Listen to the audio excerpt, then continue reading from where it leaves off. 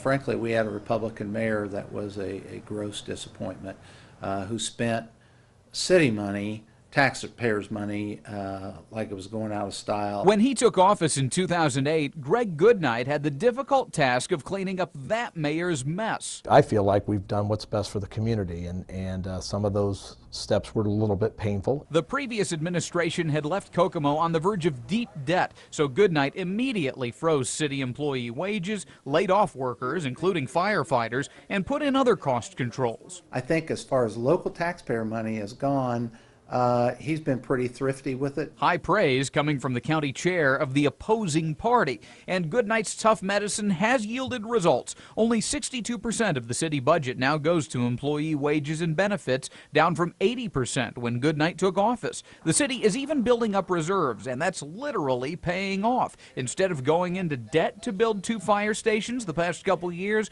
Kokomo has paid cash for both. With all the success this Democrat has had in a Republican area, some are suggesting this could be the first step on the path to higher office for Greg Goodnight, but Republicans and Goodnight himself aren't so sure. There is no higher office than mayor of your city. He's in a real trick bag. His problem is that he has a pretty good chunk of detractors in the Democrat Party that think he's too conservative. For example, Goodnight has taken heat from his own party for his strong public support of Republican Governor Mitch Daniels' local government reform plan. Daniels said of Goodnight, there hasn't been a more courageous voice in either party. The mayor, a self-proclaimed fiscal conservative, says his drive for lean, efficient government springs from deep conviction. To waste is immoral. And whether it's wasting money or wasting time or wasting your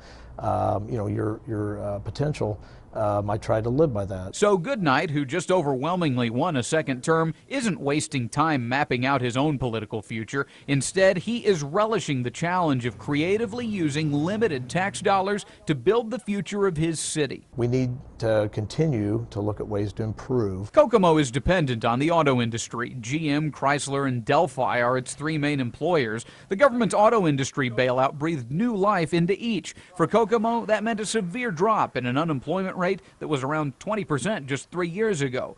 Goodnight has tried to build on that momentum by focusing on quality of life issues, improving the city aquatic center, starting a surprisingly popular bus service, and upgrading parks and trails. He insists these moves are the right things to do, even if they don't achieve his goal of luring new visitors and businesses. We've still made this community nice for those of us that are here, and so I just don't see a downside to that strategy.